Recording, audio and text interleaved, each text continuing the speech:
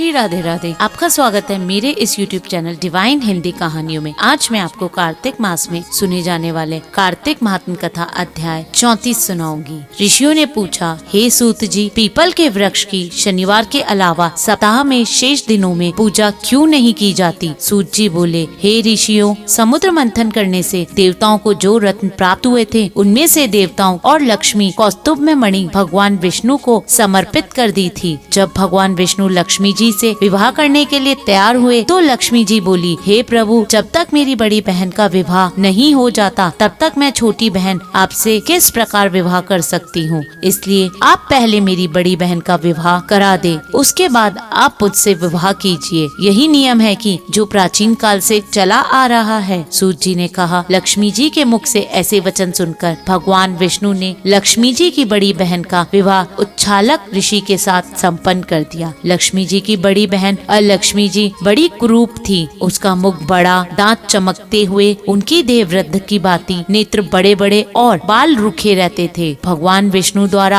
आग्रह किए जाने पर ऋषि उच्छालक उनसे विवाह करके उसे वेद मंत्रों की ध्वनि से गूंजते हुए अपने आश्रम ले आते हैं। वेद ध्वनि से गूंजती हवा के पवित्र धुएं से सुगंधित उस ऋषि के सुंदर आश्रम को देखकर लक्ष्मी को बहुत दुख हुआ। वह महर्षि उच्छालक से बोली, चूंकि इस आश्रम में वेद ध्वनि गूंज रही है, इसलिए यह स्थान मेरे रहने योग्य नहीं है, इसलिए आप मुझे यहाँ से अन्यत्र ले चलिए। उसकी बात सुनकर महर्षि बोले, तुम यहाँ क्यों नहीं रह सकती और तुम्हारे रहने योग्य अन्य कौन सा स्थान है, वह भी मुझे बतलाओ। लक्ष्मी बोली, जिस स्थान पर वेद की ध्वनि होती हो, अतिथियों का आदर सत्कार किया जाता हो, यज्ञ आदि होते हो, ऐसे स्थान पर मैं नहीं रह सकती। जिस स्थान पर पति पत्नी आपस में प्रेम करते रहते हो, पितरों के नियमित यज्ञ होते हो, देवताओं की पूजा होती हो, उस स्थान पर भी मैं नहीं रह सकती। जिस स्थान पर वेदों की ध्वनि ना हो, अतिथियों का आदर सत्कार ना हो और यज्ञ ना हो, पति पत्नी आपस में कलेश करते रहो, यज्ञ ना हो, पूज्य वृद्धों और सत्पुरुषों तथा मित्रों का अनादर होता है, जहाँ दुराचारी, चोर, परगामी स्त्री मनुष्य का निवास करते हो, जैसे स्थान पर गायों की हत्या की जाती हो, मद्यपान, ब्रह्म हत्या आदि पाप होते हैं, ऐसे स्थान पे मैं प्रसन्नता पूर्वक निवास करती हूँ। सूत जी बोले, लक्ष्मी के मुख से इस प्रकार के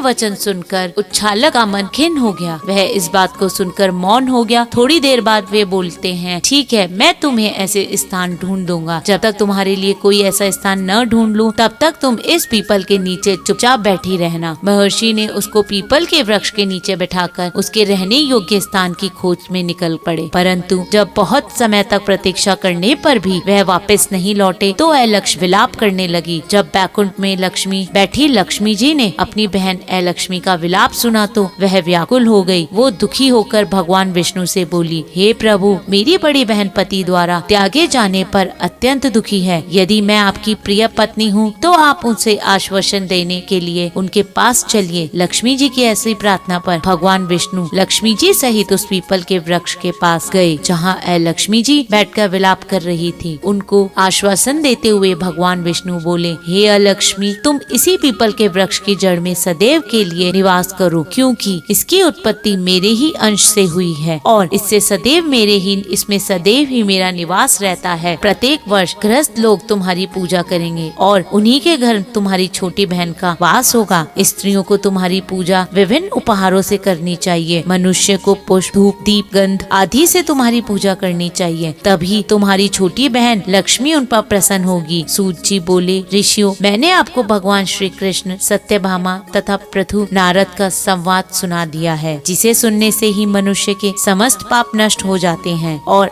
अंत में बैकुंठ को प्राप्त करता है। यदि अब भी आप लोग कुछ पूछना चाहते हैं तो अवश्य पूछे, मैं उसे अवश्य कहूँगा। सूत जी के ऐसे वचन सुन के शौनक आदि ऋषि थोड़ी देर तक प्रसन्नचित वहीं बैठे रहे। तत्पश्चात वह बोले, बद्रीनारायण जी के दर्शन हेतु चल दिए। जो मनुष्य इस कथा को सुनता या सुनाता है उसे इस संसार में समस्त सुखों की प्राप्ति होती है। धन्यवाद। अगर आपको मेरा ये महात्मा पसंद आए तो कमेंट बॉक्स में कमेंट अवश्य करें और मेरे इस चैनल को लाइक, सब्सक्राइब तथा शेयर करना ना भूलें। श्री राधे राधे।